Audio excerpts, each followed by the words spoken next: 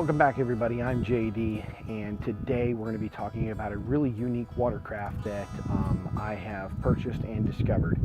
So we're going to talk about it in depth, and it is a phenomenal addition to your fishing arsenal. So we're going to talk about it in depth and try to get you guys some information that will help you along that process if this is something that you want to purchase. So let's go ahead and take a look. All right, ladies and gentlemen, let me introduce you to the Roundabout Watercraft. Now, most people are going to automatically say, what in the heck are you thinking?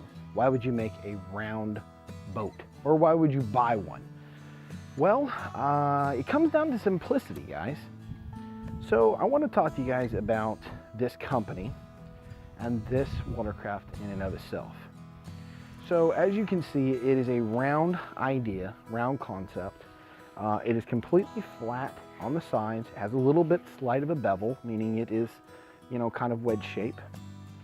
And it is a platform that will hold up to 674 pounds worth of weight in it before any kind of stabilization and possible sinking is going to happen. Now, a lot of people ask me when I go out, how stable is this thing? Well, I'm going to be honest with you guys, it's insanely stable. Now, that's not to say that it is like being on a bass boat. However, if you stood in a kayak and you've seen how that feels, it's about the same. Most stand-in kayaks allow you to enjoy the great functionality of standing and spot fishing and sight fishing. However, they're not the same as a full-size boat. I will never make that claim, nor will I stand by that claim. So this is a very versatile system.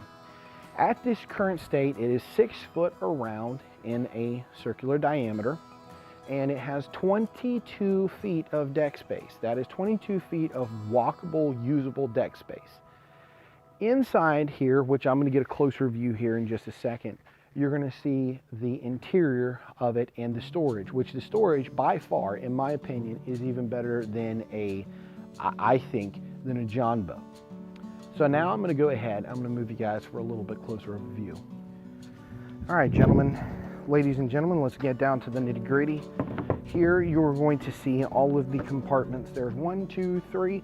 The fourth one is really not so much a compartment for, belongings as it is a place for you to store your battery. That's why you see the hole through there, so you can run your power cord for your motor. Now you're going to see over here that there is quite a bit of space. I mean, I have a strap down there. I have my personal water flotation device. So you're going to notice right off the bat the overall size and depth of this compartment versus the space that you get that is just walkable, usable deck space, I should say.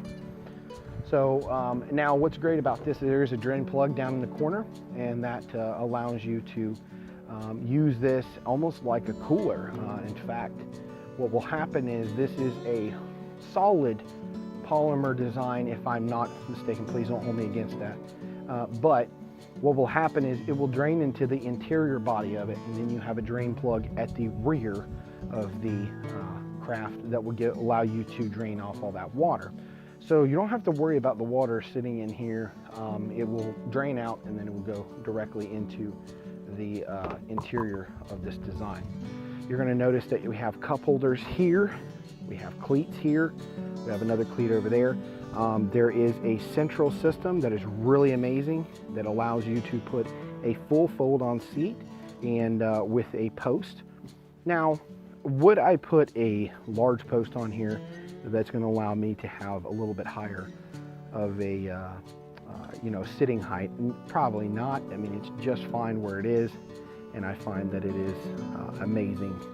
The height on this boat, okay, you sit probably about, I don't know, 4 to 6 inches, depending on your weight, down into the water. So there's not really a necessary height advantage you're getting from putting a post any higher. You're already sitting very high, and you get a very high vertical view of the water and the surrounding area. So it's kind of lends itself just fine to this use. I really wouldn't put a post, or some people might put a half seat on there, kind of like on a bass boat, and I really don't find the use for that. Once again, there's another one of our cleats, and you're gonna notice here, guys, what is this? This is our V-hull, meaning that this actually has a non-round design here up in the front. Now, I'm gonna back this off. All right, so now you're gonna notice in the front of this watercraft that there's actually a complete V-hull, and it goes all the way down into the flat bottom. It goes to a rib that runs the entire length of the watercraft. You're also gonna have one to the left and one to the right, but there is a bow on this watercraft, which kind of separates it from the idea of it just being round and you won't have any stability or the ability for you to go straight in the water. And the tracking on this is phenomenal. I will say, if you're placing your weight in other directions, it's automatically going to have a tendency to drift in that direction. However, that does not mean that it's incapable of going straight, and it doesn't just spin in a circle like some people would say it would. Moving to the rear of the watercraft, and I'm not going to say bow or stern because there's really not a bow or stern on this. However, this is the rear. It does have a flat mount back here that allows you to have somewhat of a transom, and you can attach a trolling motor. Now, in the recommendation of the manufacturer, they say that you should probably only put a 55 pound thrust, and a 36-inch shaft. The reason being behind that is you don't want it too long and you don't want it too short. This is the proper medium between the two. I use only a Minn Kota due to the fact that it has all the specifications that I need. And I have added an additional thing that anybody can do themselves. However, after riding around in this, I decided that this was a wise decision and have a bull nose rudder on my trolling motor, so that way I have a little bit more control over the direction of my craft. Now, I said that when you're applying weight to one side or the other of the craft, that you're going to have a tendency to start drifting. This really cuts down on that, and it makes it very minuscule. Whereas it was very noticeable before, it's hardly noticeable, and it's a little bit of a correction versus a drastic correction to get you back in the straight direction that you wanted to go. So the only other thing that I would want to go over with you guys is the fishing rod holders.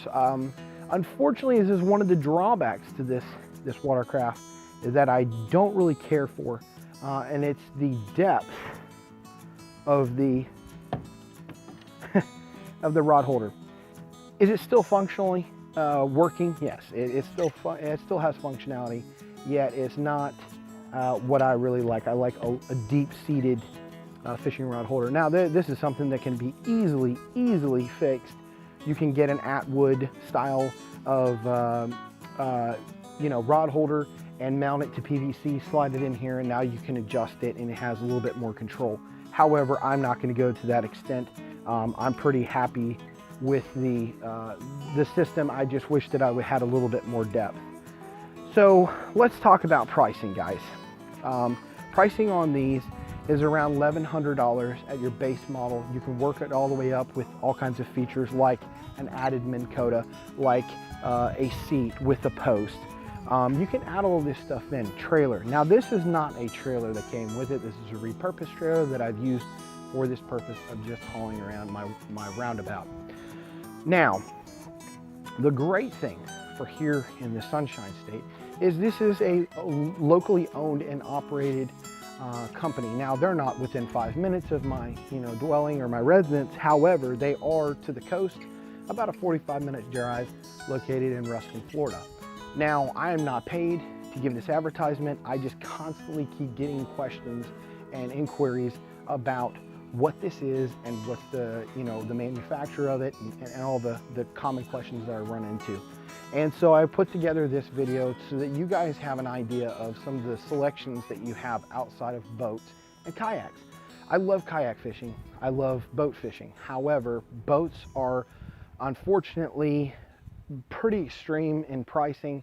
And here in the state of Florida, trying to find a motor and a boat are almost impossible without spending at least $2,300, if not more. The kayak sense is just the same way. Now there is one kayak that is the Boss 12 SS, which is made by Sun Dolphin, which has now been bought out by Ozark Trail. And that is a $500 to $600 kayak. However, this is kind of what I wanted, something that I have a little bit more mobility of. And I'm not gonna lie, guys, paddling. When you go out into the flats and you start hitting the outgoing tide and you're fighting that going back in, it is a pain in the ass. And so I wanted to eliminate that issue with this. Now I still kayak fish, guys, but I'm gonna be bringing you guys some videos. In fact, tomorrow morning I will be hitting the water, and hopefully I will be uploading a video for you guys that shows this thing in action out on the water, hopefully catching some fish. It's been a little off as of lately due to the constant heating up. Then there's a cold front, heat up, cold front, and it's kind of thrown the fish into a little bit of a tiff, I guess. So that's it in a whole, guys. Thank you very much for tuning in. We greatly appreciate you guys stopping by and checking out this video. And if you don't mind, hit the subscribe button and the thumbs up if this was helpful or if you liked it. We will see you guys in the next video.